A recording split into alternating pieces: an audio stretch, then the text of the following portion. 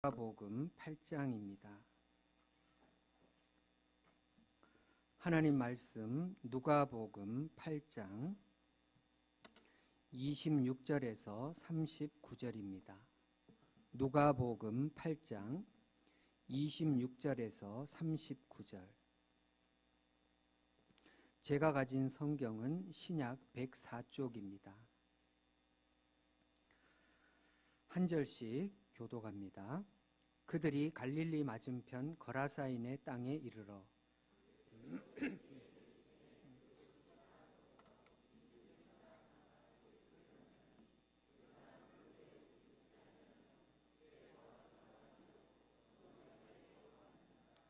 예수를 보고 부르짖으며 그 앞에 엎드려 큰 소리로 불러 이르되 지극히 높으신 하나님의 아들 예수여, 당신이 나와 무슨 상관이 있나이까? 당신께 구하노니 나를 괴롭게 하지 마옵소서 하니 이미 더러운 귀신을 명하사 그 사람에게서 나오라 하셨습니다.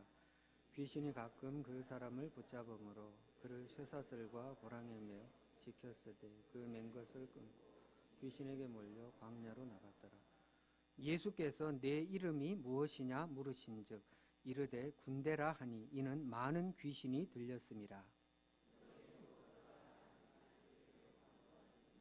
마침 그곳에 많은 돼지떼가 산에서 먹고 있는지라 귀신들이 그 돼지에게로 들어가게 허락하심을 간구하니 이에 허락하시니 그 사람에게서 나와 돼지에게로 들어가니 그 떼가 빗달로 내리더라.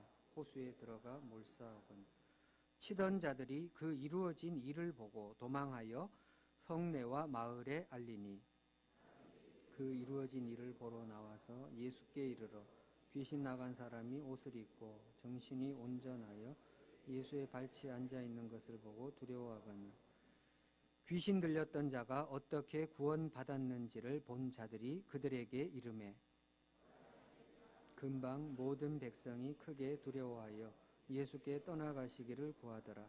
예수께서 배에 올라 돌아가실새 귀신 나간 사람이 함께 있기를 구하였으나 예수께서 그를 보내시며 이르시되 집으로 돌아가 하나님이 내게 어떻게 큰 일을 행하셨는지를 말하라 하시니 그가 가서 큰 일을 행하셨는지를 온 성내에 전파하니라. 아멘. 할렐루야. 결혼한 지 30년 이상 된 여자 200명이 모인 자리에서 사회자가 재미있는 질문을 하나 했습니다. 만약 여러분들 가운데 다시 태어나면 지금의 남편과 결혼하지 않겠다는 분 한번 손들어 보세요 했더니 200명 가운데 130명 이상이 손을 들었습니다. 사회자가 손을 든 사람들 가운데 몇 사람에게 질문을 했습니다. 왜 다시 태어나면 지금의 남편과 결혼하지 않겠다고 생각합니까? 재미있는 대답들이 많이 나왔어요. 그 중에 한 사람은 이런 대답을 하더군요. 발에 물집이 생기더라도 새 구두를 신고 싶어요. 이번에는 사회자가 반대로 질문했습니다. 만약 다시 태어나도 지금의 남편과 결혼하겠다 하시는 분 손들어 보세요 했더니 200명 가운데 딱 한 사람이 손을 들더랍니다. 모든 사람의 시선이 일제히 손을 든 그 여자에게로 쏠렸습니다. 사회자가 이번에도 묻습니다. 왜 다시 태어나도 지금의 남편과 결혼하시겠다고 생각합니까? 그랬더니 이 여자의 대답이 참 걸작입니다. 왜 다시 태어나도 지금의 남편과 결혼하시겠습니까? 그랬더니 그 여자 왈 그놈이 그놈인걸요. 해 아래 새 것은 없습니다. 그게 그거고 그놈이 그놈입니다. 그럼에도 불구하고 고린도후서 5장 17절 그런즉 누구든지 그리스도 안에 있으면 새로운 피조물이라. 이전 것은 지나갔으니 보라 새 것이 되었도다. 우리 모두는 그리스도 안에서 새로운 피조물입니다. 과거에 어떠했든지 간에 그리스도 안에 있으면 근본적으로 본질적으로 변화를 받습니다. 믿으시는 분은 크게 아멘. 오늘 본문이 그것을 잘 보여주고 있습니다. 예수님을 만나기 전에는 너무나 초라하고 너무나 비참했던, 그러나 예수님을 만나고 그의 삶이 완전히 변화되어 예수 그리스도의 향기를 드러내는 삶으로 변화된 사람, 그 생생한 현장으로 오늘 여러분들을 초대합니다. 여러분, 우리가 사는 세상은 꽃 한 송이 풀 한 포기도 이름이 있습니다. 하지만 오늘 본문에 등장하는 거라사 지방에 귀신 들린 사람은 이름이 소개되어 있지 않습니다. 이 사람의 이름이 처음부터 없었던 것은 아닐 겁니다. 그런데 어느 순간 귀신 들리면서부터 아무도 이 사람의 이름을 부르지 않습니다. 그때부터 이 사람의 이름은 서서히 마을 사람들의 기억에서 멀어져 갔고 간혹 귀신 들린 사람이라는 오명으로만 동네 사람들 입에 오르내릴 뿐입니다. 이 사람이 언제 어떤 식으로 귀신이 들렸는가는 본문이 침묵하고 있기 때문에 자세한 이유를 알 수는 없습니다. 그럼에도 불구하고 한 가지 분명한 사실은 이 사람을 향한 하나님의 놀라운 계획하심이 있다는 것입니다. 요한복음 9장에 보면 날 때부터 맹인된 사람이 나옵니다. 제자들이 예수님께 묻습니다. 이 사람이 맹인으로 난 것이 누구의 죄 때문입니까? 본인입니까? 아니면 부모입니까? 그때 예수님이 대답합니다. 이 사람이나 그 부모의 죄로 인한 것이 아니라 그에게서 하나님이 하시는 일을 나타내고자 하심이라. 그렇다면 오늘 저와 여러분들이 어떤 상황에 직면해 있든지 간에 그 일을 통해서 하나님이 하시는 일을 나타내고자 하신다는 사실을 믿으시기 바랍니다. 여러분, 하나님의 섭리는 어찌 보면 퍼즐 조각을 맞추는 것과 같습니다. 하나하나 퍼즐 조각이 맞추어지고 나면 그 퍼즐이 완성이 되죠. 한 조각이라도 없으면 그 퍼즐은 완성될 수 없습니다. 우리가 사망의 음침한 골짜기를 통과할 때에 사실 그 순간이 얼마나 고달프고 힘이 듭니까? 그러나 하나님의 퍼즐이 다 완성된 다음에 보면 그때 그래서 하나님께서 그런 어려움을 나에게 허락하셨고 그리고 그 인내의 시간을 갖게 하셨구나. 오늘 여러분들 가운데는 비교적 순탄한 삶을 살고 계신 분도 있을 겁니다.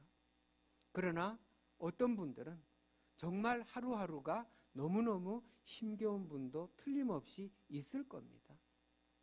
나도 모르게 하나님만 생각하면, 말씀만 생각하면, 혹은 이 답답한 현실만 생각하면 내 눈에 눈물이 주르륵 흘러내리는 분들이 많을 겁니다.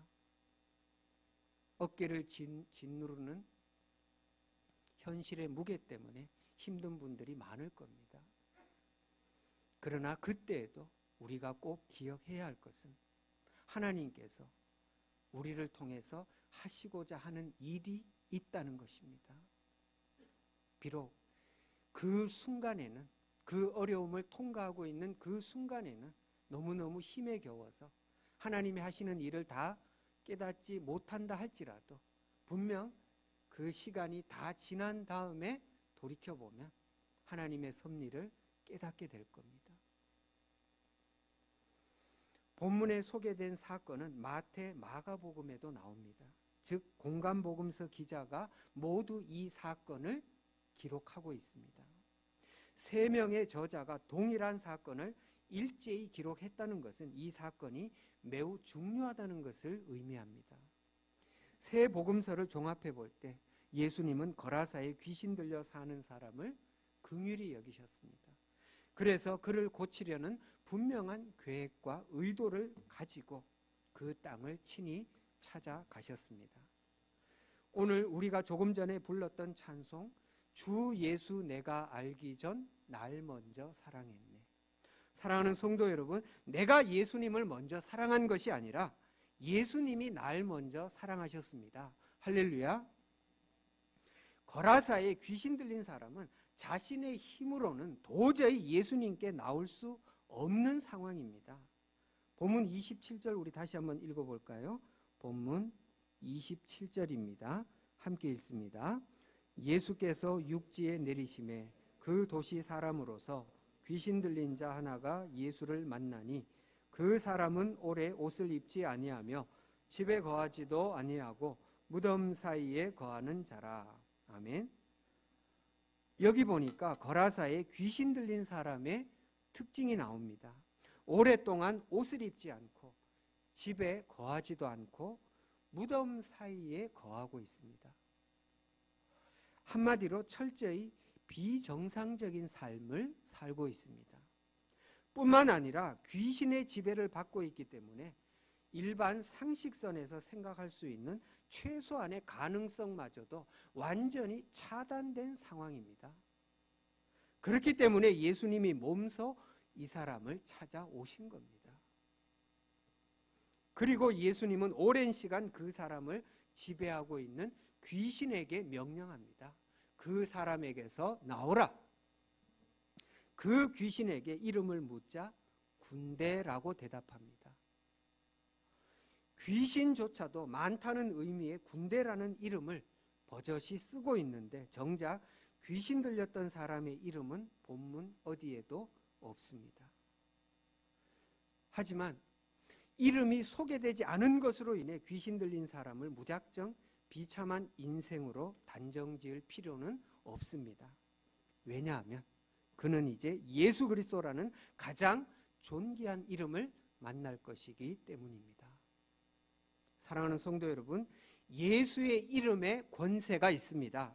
예수의 이름에 능력이 있습니다. 예수의 이름에 죄사함이 있고 예수의 이름 앞에 모든 문제도 악한 영도 굴복합니다. 할렐루야.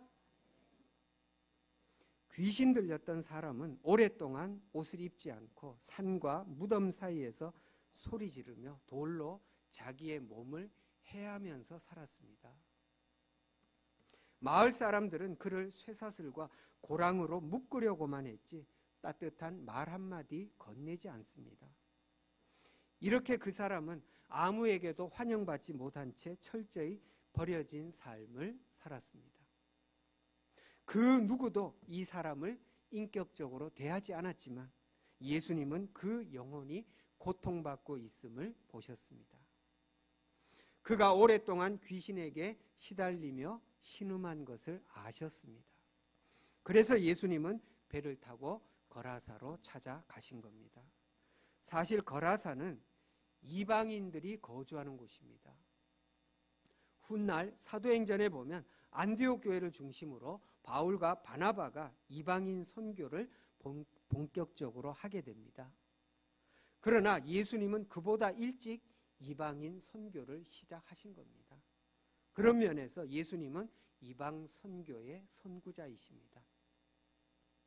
마태복음 4장 16절에 보면 흑암에 앉은 백성이 큰 빛을 보았고 사망의 땅과 그늘에 앉은 자들에게 빛이 빛이었다고 했습니다. 그렇습니다. 예수님은 절망 가운데 빠진 인류를 구원하고자 한 줄기 빛으로 이 땅에 오셨습니다.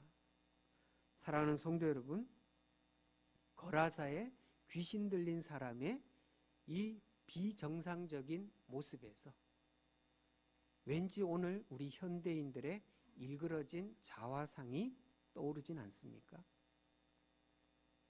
여러분 혹시 스카이캐슬 보셨습니까? 스카이캐슬 보셨어요? 보셨으면 자연스럽게 예라고 대답을 해주세요. 네. 대략 여러분들의 표정과 대답 소리로 봐서 한 50명 정도는 시청을 하신 것 같습니다. 저는 그 드라마 처음부터 보진 않았어요. 끝부분에 가서 봤는데 그 의사 강준상이 엄마한테 했던 절규를 혹시 기억하십니까? 엄마, 나는 왜 내 이름 앞에 꼭 병원장이라는 타이틀이 있어야 돼? 그냥 엄마 아들이면 안 돼? 그 스카이캐슬이 우리나라 상위 0.01%에 해당하는 사람들 이야기를 합니다. 그렇지만 그걸 보면서 상당히 공감되는 부분들 많았을 겁니다. 여러분, 그게 어디 정상입니까? 여러분 스카이캐슬을 보시면서 저게 지극히 정상이라고 생각하세요? 저는 그 드라마도 그렇고요. 지금 우리 대한민국을 생각해도 그렇고 한국 교회를 봐도 그렇고요. 왠지 거라사에 귀신 들린 사람, 이 사람을 보면서 현대인들의 일그러진 자화상과 오버랩되는 것 같습니다. 우리는 다 거라사에 귀신 들린 사람처럼 예수님이 나를 찾아오시지 않았다면 우리도 다 죄 가운데 빠져 허우적거리고 있었을 테고, 또한 내 인생의 주인이 나 자신인 줄 알고 모든 것을 내 마음대로, 내 뜻대로, 내 잘난 맛에 목에 힘이 들어가서 살았겠죠. 그런데 예수님이 나를 찾아오셔서 나를 회복시키셨습니다. 이 놀라운 사실 앞에 왜 아멘으로 화답 안 하는지 잘 모르겠습니다. 저는 설교할 때마다 느끼는 건데, 홍해가 갈라지는 기적보다 더 놀라운 게, 아무리 놀라운 사실을 이야기해도 눈 하나 깜짝하지 않는 성도들의 무덤덤한 표정입니다. 사랑하는 성도 여러분, 예수님이 나를 먼저 찾아오셔서 내 삶을 근본적으로 바꾸어 주셨습니다.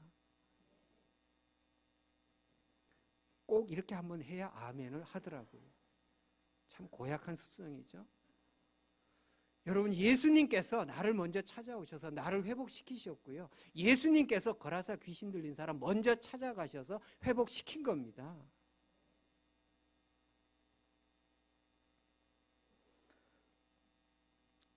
거라사에 귀신 들린 사람이 고침받은 후에 제일 먼저 보인 반응이 무엇인 줄 아세요? 고침받은 후에 제일 먼저 보인 반응, 예수의 발치에 앉았습니다. 오늘 말씀의 제목도 예수의 발치에 앉아야 합니다. 한번 따라할까요? 예수님의 발치에 앉아야 합니다. 한 번 더요.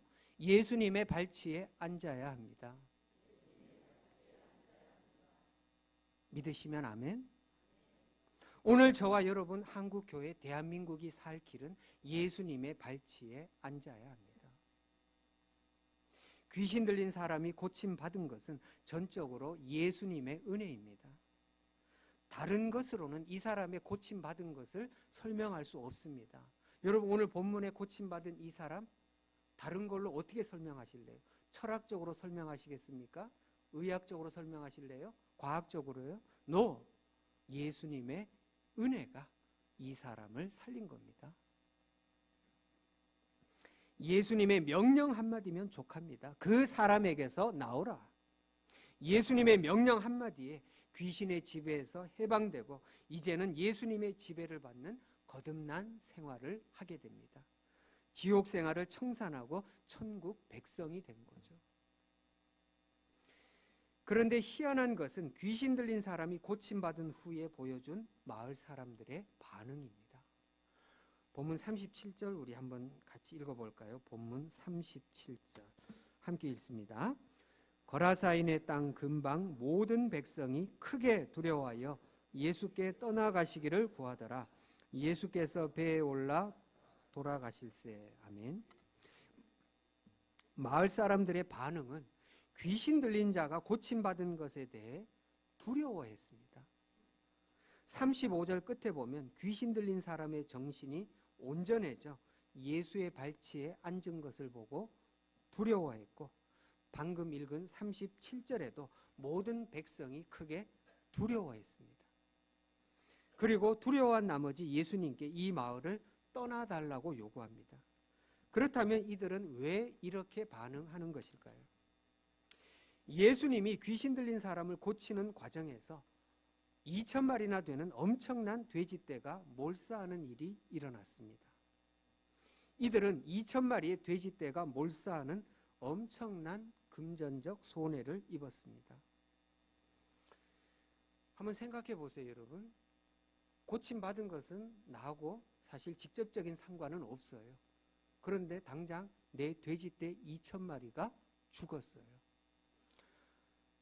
우리가 오늘 본문에 나오는 이 돼지떼의 주인이라고 한번 가정해 봅시다. 그리고 나서 본문을 생각하면 조금 심각해질 수 있어요. 저 사람이 병이 나은 건 좋다 이겁니다. 근데 당장 내 돼지떼 2,000마리가 다 죽었으니 어마어마한 손해를 입었잖아요.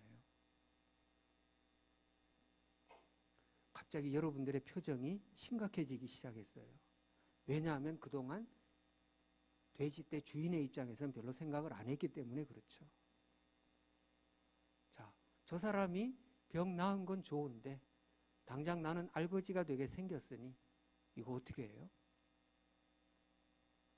여러분, 100번 양보해서 금전적 손해가 억울했다면 차라리 예수님께 솔직하게, 예수님, 저 사람이 낳은 것은 참 좋은 일인데 저는 지금 당장 사업이 다 망하게 생겼으니 어떻게 하면 좋습니까?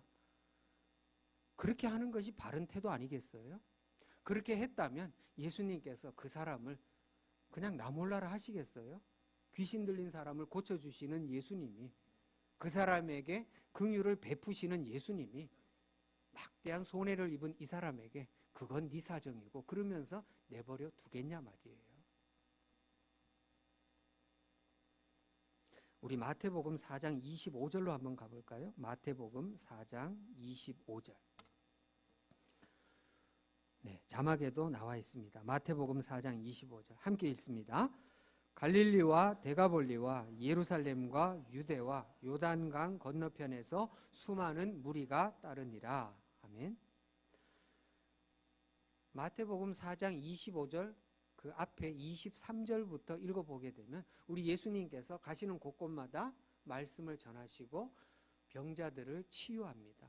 그래서 예수님에 관한 소문이 온 사방으로 퍼지면서 갈릴리와 데가볼리와 예루살렘과 유대와 요단강 건너편에서 수많은 무리가 예수님을 따르게 되는 겁니다.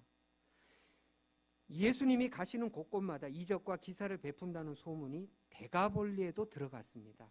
바로 데가볼리 안에 오늘 본문 거라사가 있습니다. 그렇다면 돼지를 치던 사람들도 예수님에 관한 소문을 들었을 거예요. 그럼에도 불구하고 이들은 금전적 손해라는 사고에 갇혀 더 큰 하나님의 일을 경험할 수 있는 절호의 기회를 스스로 박탈하고 있습니다. 사랑하는 성도 여러분, 성령께서는 결코 기계적으로 일하시지 않습니다. 은혜를 사모하지 않는데 은혜를 부어주시지 않아요. 하나님께서는 은혜를 사모하는 자에게 은혜를 주십니다. 구하라 그리하면 주실 것이요, 찾으라 그리하면 찾을 것이요, 문을 두드리라 그리하면 열릴 것이다. 할렐루야. 하나님께서 그냥 무작정 아무 때나 일하시는 게 아니에요. 사랑하는 성도 여러분, 똑같이 이스라엘에 관한 소문을 듣고도 여리고성의 기생 라합은 상처나지의 하나님으로 고백하며 구원받았지만 다른 여리고 사람들은 두려워하기만 할 뿐 하나님을 불신했기에 여리고성이 무너질 때 멸망했던 것을 봅니다.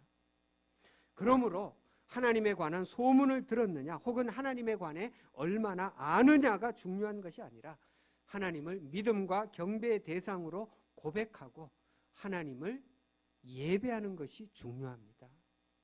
히브리서 11장 6절, 믿음이 없이는 하나님을 기쁘시게 하지 못하나니 하나님께 나아가는 자는 반드시 그가 계신 것과 그가 자기를 찾는 자들에게 상 주시는 이심을 믿어야 할지니라. 거라사 사람들은 예수님에 관한 소문을 들었고 지금 눈앞에 귀신 들린 사람이 온전해진 것을 보고도 예수님의 발치에 앉는 것을 주저하고 있습니다. 이들의 관심은 귀신 들려 고통받던 사람이 회복된 것에 있지 않습니다. 이들은 귀신 들린 사람이 회복한 것에 대해 단 한마디 축하의 말도 건네지 않습니다. 본문을 잘 보세요, 여러분. 그렇게 오랜 세월 귀신 들려 고통받던 사람이 나았는데 찾아가서 축하한다, 악수 한번 안 해요. 사랑하는 성도 여러분, 본문에 나오는 거라사 사람들의 완악한 모습이 오고 오는 모든 세대의 비극입니다. 여러분, 오늘 나 자신에게는 이런 모습이 없습니까? 본문의 거라사 사람들과는 너무나도 대조적인 반응을 보인 이들도 있습니다. 요한복음 4장에 보면 예수님이 사마리아 수가성 여인을 찾아가서 전도합니다. 예수님의 말씀을 듣고 사마리아 여인은 변화되어 물동이를 버려두고 동네로 들어갑니다. 그리고 예수를 그리스도라고 증거합니다. 여인의 전도로 사마리아에 많은 사람들이 예수를 믿게 됩니다. 뿐만 아니라 예수님과 함께 있기를 청하여 예수님이 이틀간 머물면서 말씀을 전하게 되고 그리하여 믿는 자가 더욱 많아집니다. 할렐루야. 거라사 사람들과 얼마나 대조적입니까? 아마 예수님은 사마리아에 이틀씩 더 머물 계획을 처음부터 갖고 계셨던 건 아닌 것 같아요. 그런데 수가성 여인이 그렇게 회심하고 동네에 들어가서 전도하고 많은 사람들이 예수님께 나와서 말씀을 듣고 보니 너무너무 좋으니까 예수님 우리와 함께 있으면서 좋은 말씀 많이 들려주시고 병자들을 고쳐주십시오. 그래서 예수님은 계획에도 없던 사마리아에 이틀간 더 머물면서 그곳에서 금과 옥조 같은 많은 말씀을 전하셨고 그리고 많은 병자들을 치유하신 거예요. 오늘 본문에 나오는 거라사 사람들, 이 사람들은 귀신 들린 사람이 고침받는 놀라운 이적을 보면서도 분명 예수님을 붙들었더라면, 예수님의 발치에 모두가 앉았더라면 예수님께서 그곳에 계시면서 더 많은 일들을 행하셨을 텐데 그것을 원천 봉쇄하고 있으니 얼마나 비극적입니까? 혹시 내 안에 그런 모습은 없습니까? 분명 하나님의 은혜를 더 받을 수 있는 기회가 있음에도 불구하고 내 스스로 마음의 문을 닫고 있지는 않습니까? 내 스스로 귀를 닫고 있지는 않습니까? 성령께서는 계속해서 감동 주시는데도 계속해서 이거 안 돼, 이거 안 돼 억누르고 있지는 않습니까? 그것처럼 어리석은 일은 없습니다. 사도행전 8장에도 보면 빌립이 사마리아 성에 내려가 전도하고 표적도 행할 때에 그 성에 큰 기쁨이 있었다고 보도합니다. 이처럼 예수 그리스도가 증거되는 곳에 능력이 나타나고 기쁨이 있습니다. 오늘 나로 하여금 예수의 발치에 앉지 못하도록 방해하는 것이 무엇입니까? 물질입니까? 자존심입니까? 사회적 지위입니까? 그것이 무엇이든지 간에 예수의 발치에 앉지 못하게 한다면 철저히 하나님께 회개합시다.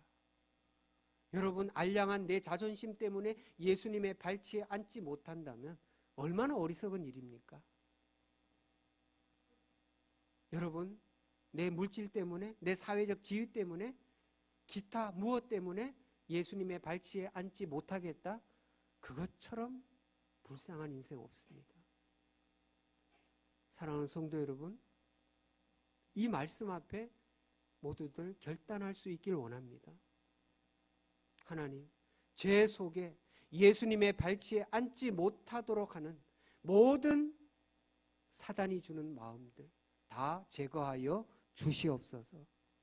예수님의 발치에 겸손히 무릎 꿇게 하여 주시옵소서. 예수님의 발치에 앉아 예수님의 입에서 나오는 말씀에 귀를 기울이게 하여 주시옵소서. 예수님의 말씀에 적극 순종하게 하여 주시옵소서. 말씀을 마무리합니다. 거라사 귀신 들린 사람은 복음서에 나오는 다른 병자들보다 더욱 힘든 상황입니다. 여러분, 12의 혈루증으로 고생하던 여인도 있습니다. 복음서에 보면 다양한 병을 앓고 있는 사람들이 있습니다. 그래도 그 사람들은 예수님에 관한 소문을 들었을 때 내가 예수님께 나가야 되겠다. 최소한의 판단은 할 수 있는 사람들이에요. 그런데 오늘 본문에 나오는 이 사람은 그런 최소한의 판단마저도 할 수 없는 최악의 상황입니다. 그래서 예수님이 그 사람을 직접 찾아가신 거예요.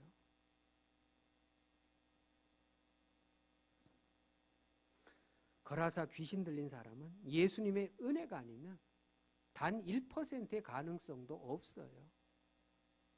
여러분, 오늘 우리들도 마찬가지입니다. 예수님의 은혜가 아니면 우리는 이 자리에 아무도 나오지 못했습니다. 여러분 믿으세요? 여러분, 예수님의 은혜가 아니면 이 자리에 나올 수 없다는 거 믿습니까? 그렇습니다. 예수님의 은혜로 우리는 이 자리에 나온 거예요. 에베소서 2장 1절 말씀에 보면 죄와 허물로 죽었던 너희를 살리셨도다. 여러분, 우리는 죄와 허물로 영원히 죽을 수밖에 없었던 존재가 아니고 죄와 허물로 영원히 죽었던 존재예요. 과거형입니다. 죽었다는 것은 살아날 가능성이 없다는 거예요. 우리 편에서는, 인간 편에서는 아무런 가능성이 없었다는 거예요. 그래서 하나님이 독생자 예수 그리스도를 보내신 겁니다. 할렐루야. 예수 그리스도 안에서 우리는 새 생명을 얻은 거예요. 그전에는 다 본질상 진노의 자녀였잖아요. 다 마귀의 자식들이었고 우리에게는 전혀 가능성이 0.001%도 없었단 말이에요. 그런데 예수님의 십자가 은혜로 우리가 새 생명을 얻은 겁니다. 귀신 들린 사람이 예수님의 은혜로 회복되어 예수님의 발치에 앉았고 예수와 함께 있기를 구했습니다. 그러나 거라사 사람들은 반대로 예수님이 떠나기를 구했습니다. 오늘 저와 여러분은 어느 쪽입니까?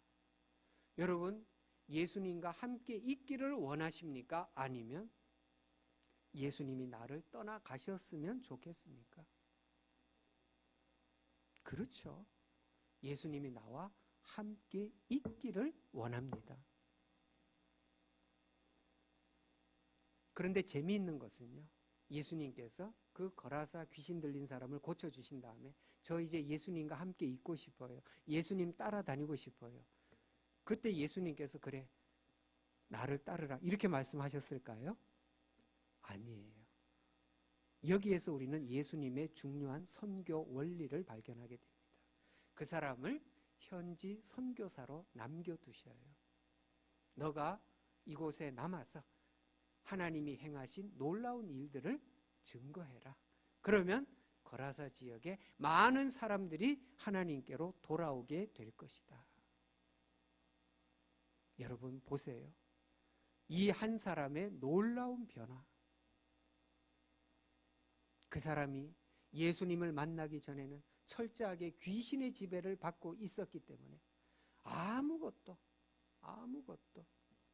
그저 호흡만 붙어 있다 뿐이지 아무 인생에서 의미를 찾을 수 없었습니다. 비단 그 사람뿐 아닙니다. 우리들도 예수 믿기 전에는 다 똑같았어요. 여러분, 제 아무리 똑똑하고 제 아무리 재물이 많고 제 아무리 모든 것을 다 갖추었다 하더라도 예수 그리스도와 상관없는 사람은 아무 의미가 없습니다. 여러분, 모든 게 좀 부족해도 예수 그리스도와 함께하는 사람, 그 사람이 복된 사람이라는 것을 믿으시기 바랍니다. 여러분, 거라사에 귀신 들렸던 사람, 정말 아무짝에도 쓸모없는 것처럼 보였던 그 사람이 예수님께 고침받은 이후에 거라사에 남아서 선교사의 귀한 사명을 감당하고 있다는 거예요. 분명 이 사람으로 인해서 거라사 지역에 하나님께서 만세전에 택한 사람들은 다 하나님께로 돌아왔으리라고 믿습니다. 여러분, 오늘 우리들도 마찬가지예요. 여러분 가운데는 자영업 하시는 분도 계시고 직장 생활 하시는 분도 계시고 혹은 직장을 찾고 있는 분도 계시고 혹은 전업주부도 있습니다. 어디에 있든지 간에 하나님이 세우신 그곳이 선교지임을 잊지 마시기 바랍니다. 여러분, 해외에 나가서 말씀 전하는 분들만 선교사가 아니에요. 저는 과거에 남대문 시장에서 목회했던 적이 있습니다. 늘 제가 그분들께 하는 이야기가 여러분들은 남대문 시장에 파송받은 선교사들입니다. 여러분, 남대문 시장에 누가 와서 전도하겠어요? 남대문 시장의 생리를 가장 잘 아는 사람들은 여러분들이에요. 여러분들이 전도하지 않으면 누가 남대문 시장 상인들 가운데 불신자들 전도할 겁니까? 그렇게 제가 늘 설교를 했습니다. 마찬가지예요. 여러분, 오늘 여러분들이 속한 직장, 여러분들이 어디에 소속되어 있든지 간에 그곳이 바로 하나님께서 나를 파송한 이유입니다. 그래서 하나님께서 내게 가정도 허락하시고 많은 삶의 울타리들을 허락하신 거예요. 그 속에서 우리는 선교사의 사명을 감당해야 되는 겁니다. 사랑하는 성도 여러분, 오늘 저와 여러분이 살고 한국 교회가 살고 대한민국이 사는 길은 예수와 함께 있기를 구하면서 겸손히 예수님의 발치에 앉는 것입니다. 이번 주간에 3.1절이 있습니다. 올해 3.1절은 3.1 독립운동 100주년이 되는 아주 뜻깊은 해입니다. 여러분, 이번 3.1절은 좀 더 하나님 앞에 기도하시면서 그 의미를 좀 깊이 새겼으면 좋겠습니다. 과연 우리나라가 살 길이 어디에 있겠는가? 결국 우리 대한민국이 살 길도 예수님께 항복해야 되는 겁니다. 그러기 위해서는 먼저 한국 교회가 항복해야 되는 겁니다. 그러기 위해서는 먼저 우리 한 사람 한 사람이 예수님의 발치에 앉아야 합니다. 오늘 이 시간 이후로 저와 여러분이 예수님의 발치에 앉고 예수님의 입에서 나오는 말씀을 듣고 순종함으로 우리 평생에 예수님과 동행하는 복된 삶이 될 수 있기를 진심으로 축원합니다. 할렐루야.